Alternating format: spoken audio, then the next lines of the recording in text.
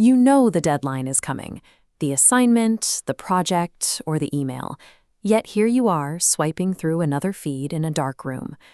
Intelligent, highly motivated people routinely put off important work, fully aware that the delay will only make things worse later on.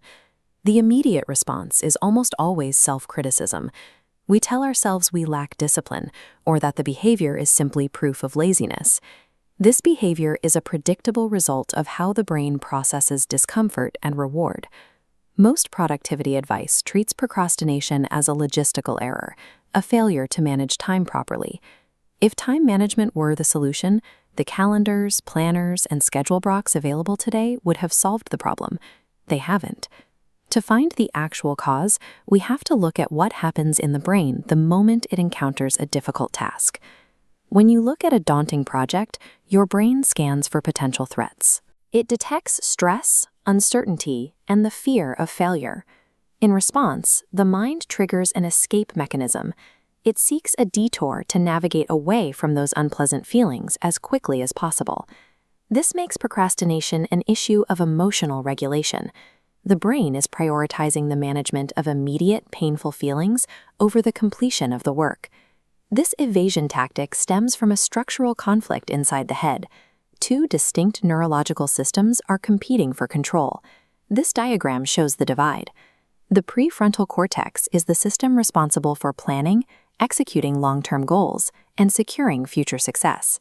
Against it sits the brain's inner reward center, which demands instant gratification and immediate comfort. This reward system evolved to keep early humans alive. Prioritizing a burst of calories or physical safety over a distant, abstract plan was an effective survival strategy. The modern environment exploits this.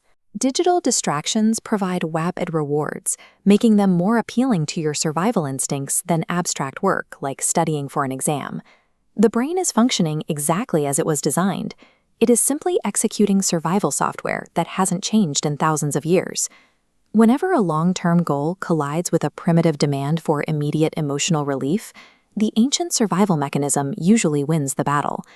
Procrastination persists because it is effective in the short term. It successfully drops your anxiety levels almost instantly. We can map this process directly. A daunting task appears, which triggers acute stress. This immediately prompts an instinct for avoidance. The sudden relief from that stress reinforces the behavior. By feeling better, the brain learns that avoidance is a successful way to handle discomfort. Repeated enough times, procrastination transforms into an automatic response. The emotional driver behind this loop is often perfectionism, an intense fear of judgment or producing work that isn't good enough. The subconscious logic is protective.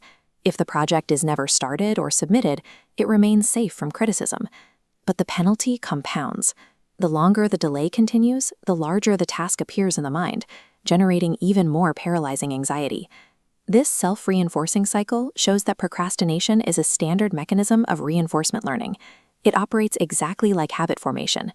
Breaking this cycle by waiting to feel motivated is a losing strategy, as motivation is an unreliable and fleeting emotion. The practical countermeasure involves lowering the friction of the task until it no longer triggers an emotional defense. You shrink the objective until the threat level is gone. You might commit to writing just one sentence rather than an essay, or focus only on putting on your shoes instead of a full workout. Psychologists call the underlying mechanism the Zeigarnik effect.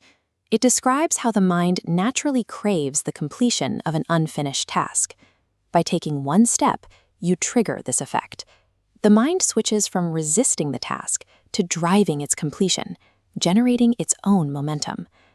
Understanding this allows us to see procrastination as a biological response to uncertainty rather than a lack of character. The next time you find yourself stalling, stop looking for a reason why you're lazy. Instead, identify the specific feeling you are trying to avoid.